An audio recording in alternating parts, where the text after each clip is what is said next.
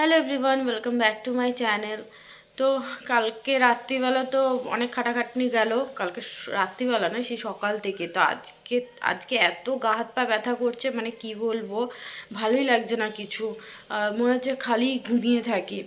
তো তাও ঘুমানোর সুযোগ আর পাইনি, কারণ সকালবেলাও আজকে অনেক কাজ ছিল, কাচা ধোয়া ছিল, ঘরটার পরিষ্কার করার ছিল, সেগুলো করলাম। করে টোরে এই যে সময় আর আজকে রান্না কিছুই করিনি।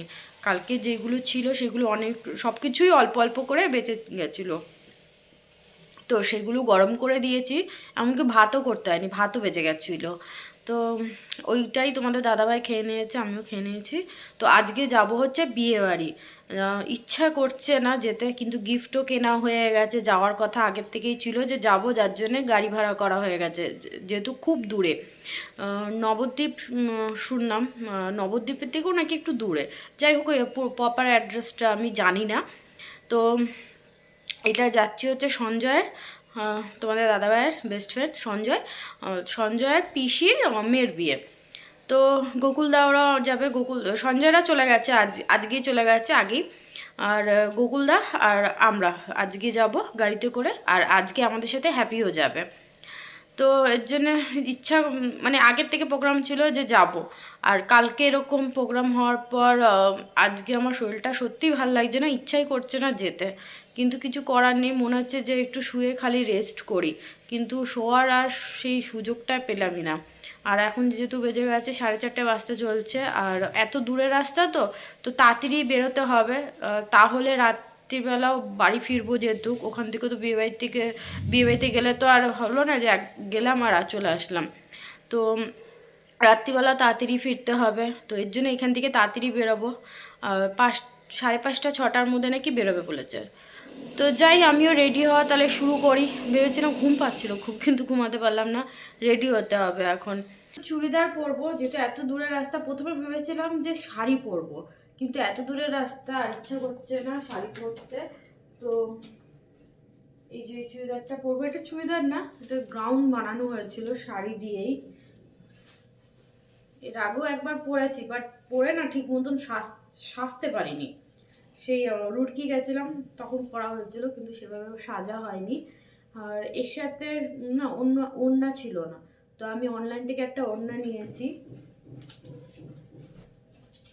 ওটা অরেঞ্জ কালার, তো অরেঞ্জ কালারের সাথে ডিপ পার্পল কালারের এই ওড়নাটা নিয়েছি। দেখো কত সুন্দর, এটা মিশো থেকে নিয়েছি, ভীষণ সুন্দর এসছে। এই দেখো সামনে টুকু দেখাচ্ছি।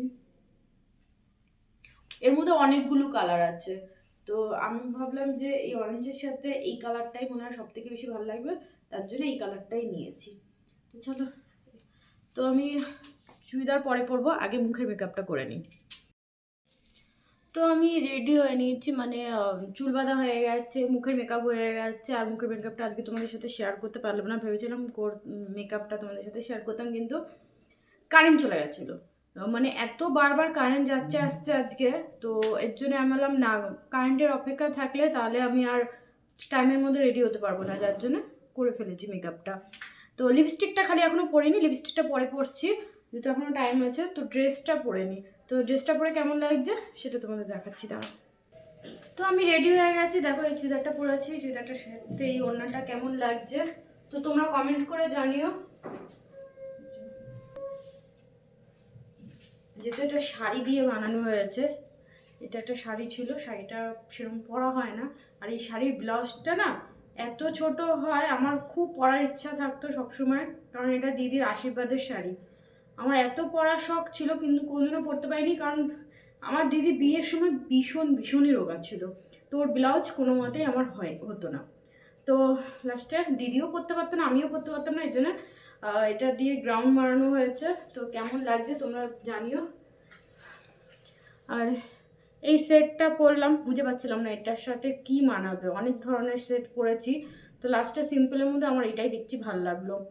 আর হাতে এরকম চুড়ি পরেছি, চুলটা দেখতে পাচ্ছি এভাবে বেঁধেছি আর ছেড়েছি পেছনে। ভীষণ গরম আছে, আর যেহেতু ভিডিও করছি তো পাখাটা আমাকে অফ করতে হলো, কারণ পাখার ভীষণ সাউন্ড হয়, কিছু বললে পারে মানে ভালো মতন শোনা যায় না। তো যাই হোক, ভীষণ গরম। আর এই ড্রেসটা এত হেভি, মানে ভীষণ হেভি, তো যার জন্য আমার আরও বেশি গরম লাগছে। তো আমি কটা বাজে, 6টা বাজে, তো আমি রেডি হয়ে গেছি। তোমাদের দাদাভাই বোন এখনই আসবে, বললো 6টার সময় আসবে।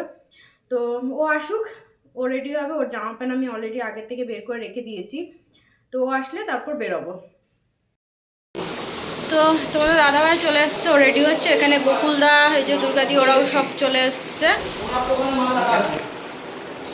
হ্যাপিও এসছে। হ্যাপি আয়, একটু দেখাই কিরম সেরেছিস। ছেলেদের আর কি, প্যান্ট শার্ট পরো, চলো। গরম লাগছে না? স্যুট পরেছিস? হ্যাঁ, এটাই পরবে। সত্যি খুব গরম পড়ে গেছে। ও আজকে ওর জন্মদিন, সবাই হ্যাপি বার্থডে উইশ করে দিও। তো জন্মদিনের দিন ভালোই হয়েছে, ভালোই পার্টি হবে বল, বিয়ে বাড়িতে গিয়ে। হ্যাঁ, খাওয়াও হয়ে যাবে। তো চলো, অনেকটা দেরি হয়ে গেছে। সেই 5টার সময় বেরোনোর কথা ছিল, এখন 6:45 বাজে। তো এখন ওর হলেই বেরোবো। তো এই যে আমরা গাড়িতে উঠে গেছি। হ্যাঁ, এই গিফট। তো দেখো, আজকেও বেরোচ্ছিলাম, এই জাস্ট এখন মনে পড়লো। আবার আমি সকাল থেকে মনে করেছি যাতে আমি গিফটটা হাতে নিয়ে নিই। আজকেও গিফট নিয়ে বেরোচ্ছিলাম না, ভুলেই গেছিলাম। আবার হট করে মনে পড়লো বলে, যদি এটা অর্ধেক রাস্তা চলে যেতাম তাহলে হয়ে যেত। আর গিফট নিয়ে এবার, কারণ এটা অনেক দূরের রাস্তা, ফিরে আসাও যেত না। তো এখন চাবি দিলাম, গেল। একেতে লেট হচ্ছে, তো সব কিছুতেই লেট। আস্তে ঠিক আছে, সমস্যা নেই, ঠিক আছে। আর কি জানি এরকম হচ্ছে কেন, প্রত্যেকদিন নিয়ে দুবার হলো। ঠিক আছে, হতেই বিয়ে বাড়ি যাচ্ছে আর গিফট না নিয়ে, মানে আর অ্যাকচুয়ালি তাড়াহুড়ো করলে, আর ও না দেরি করে আসে কাজ থেকে, আর এসে তাড়াহুড়ো লাগায়। হ্যাঁ, তাড়াহুড়ো করলে তো জিনিস ভুলবই। আবার গেছে। তো এখন একটা জায়গায় দাঁড়ানো হয়েছে চা খাওয়ার জন্য। এরা না জায়গায় জায়গায় দাঁড়াচ্ছে, এখনই 9টা বেজে গেছে, যাই না বিয়ে বাড়ি কখন গিয়ে পৌঁছাবে। তা আমি ঘুমিয়েছিলাম, ঘুমিয়ে না চোখ বন্ধ করে পড়ে রয়েছি, নাহলে মাথা ঘোরায় কেমন একটা। এই গাড়িতে না একটু অসুবিধা হচ্ছে আমার, নাহলে এতবার গাড়িতে গেছি অত অসুবিধা হয়নি। তো এখন ওরা নেমেছে, ওই তো চা খেতে নেমেছে। কি এটা? জলে বোতল। তো তুই খেয়েছিস? তুই খা। হ্যাঁ, খেয়েছি। লাগবে না, তুই খেয়ে রাখ। রেখে দাও, এখন লাগবে। তাহলে এই সিটে রাখ না। এখন লাগবে জল। ছাদে পোকা। ইস, কি লাগিয়েছে না এই গোকুলার ছেলে, অত্যাচারের শেষ নেই। হ্যাঁ, কখন বিয়ে বাড়ি যাবে? 9টা বেজে গেল, আর ভাল লাগছে না। একেতে দেরি করে বেরে, আর অনেক দূর একেতে দেরি করে বেরোনো হয়েছে, তার মধ্যে এখানে জায়গা দাঁড়াচ্ছে খালি। না তুমি খাও। আমি খাবো না, তোকে দেবো কেন? আমারটা তোকে দেবো কেন? হ্যাঁ, তো এখানে আবার এক জায়গায় দাঁড়ালাম। চপ বিয়ে বাড়ি আর খেতে হবে না। বিয়ে বাড়ি খাওয়ার পাবো কি না, এমনিতেই কোনো জায়গায় গেলে পরে আমার বর তো চপ খাওয়ার নাম নেয়। তা আমি যে এখানে চপ কেন, কারণ এত দূরের রাস্তা, আর এত দেরি হচ্ছে, 9:15 বাজে। তুই কি খাবি আপনি বল? ও ডিমের টেবিল খাবে।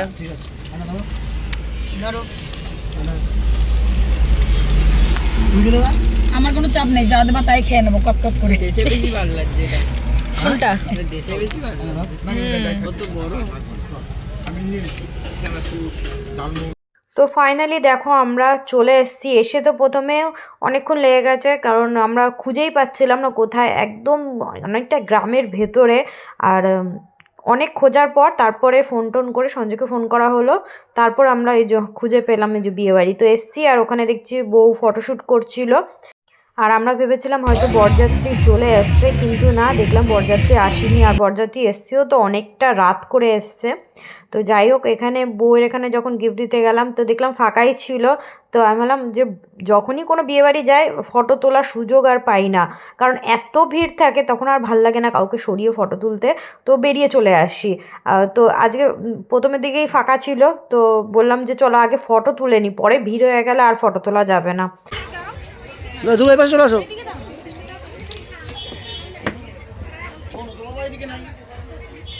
ভালো তো? কি খাওয়া দাওয়া করছো? খাও, কোথায় খাও, নাহলে বলতো শেষ হয়ে যাবে কিন্তু। ওই যে তোমার যা ফোন করে বলেছি, 1 গামলাই দেখো রেখে দিয়েছে, সব খেতে হবে কিন্তু।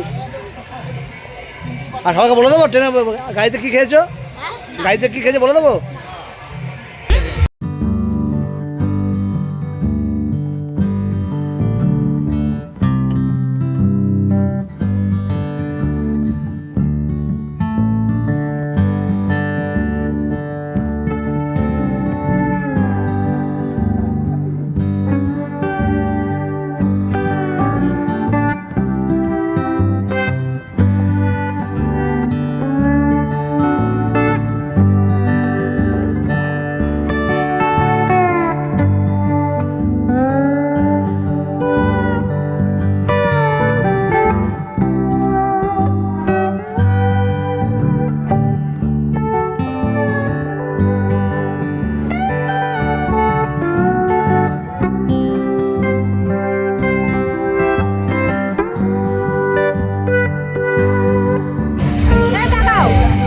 হ্যাঁ এদিকে লাগাও পরে খাবে আমি করবো এই দাঁড়াও আমার সঙ্গে অনেক প্ল্যান করে রেখেছে আর দেখলাম আমি শেয়ার করে ভিডিওতে আমি কোথায় আমি কোথায়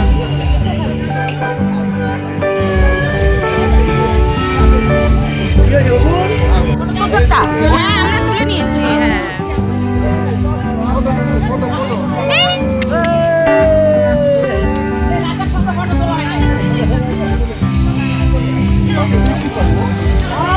ফোন আসছে তো কখন থেকে?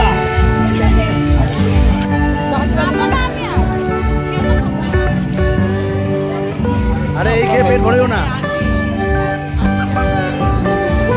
তুমি সকালবেলা আসছো।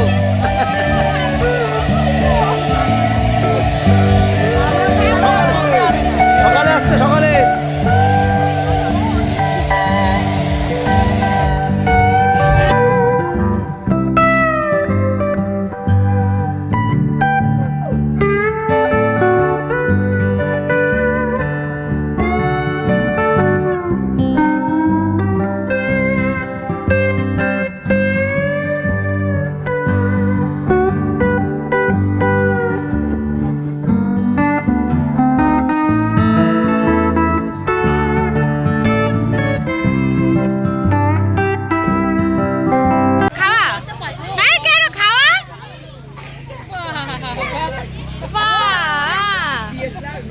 আর একটু আলো লাগবে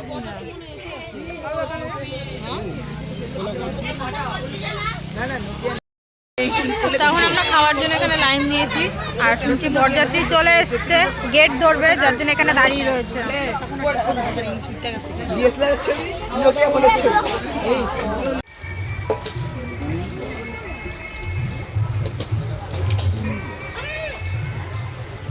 হ্যাপি বার্থডে।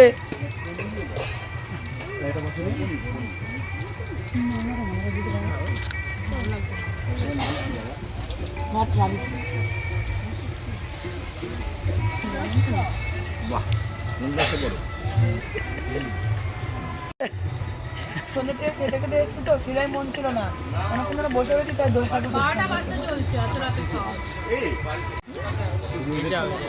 জল পড়েছে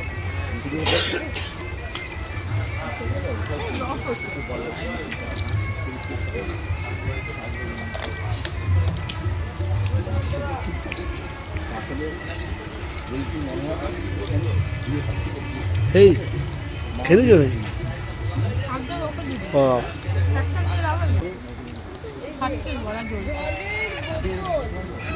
নাই নিতে পারতাম তারপর আবার মুখ দাও ব্যাস ডালে কি ঝাল আছে কি বলছে? খেতে বসো বাড়ি যেতে হবে তো হ্যাঁ তো এখন বাজে রাত 2টো এইমাত্র বাড়ি ফিরলাম ওখানে খাওয়া দাওয়া করে তারপর বেরিয়ে গেছিলাম আর আসার সময় আসতে গাড়ির মধ্যে শুয়ে সব কটা শুয়ে এসেছি তো কানের গলা আর হাতে আর চুলের ক্লিপ টিলিপ সব খুলে দিয়েছিলাম একটু আরামে যাতে শুয়ে আসতে পারি তো আস্তে আস্তে 2টো বেজে গেল দেখো আর হ্যাপিকে আর বাড়িতে দিতে যাইনি কারণ আমরা তো বাইক এখানে রেখে গেছি আবার আসবো কি করে যেহেতু এখানে আমাদের গাড়ি নাম হলো তো ফোন করে বৌদিকে বলে দিলাম হ্যাপি আজকে আমাদের সাথে থাকবে কালকে সকালে ওর কাকার সাথে চলে যাবে তো চলো আজকের মতন ভিডিওটা এখানে এন্ড করছি আবার তোমাদের সাথে দেখা হচ্ছে নেক্সট ভিডিওতে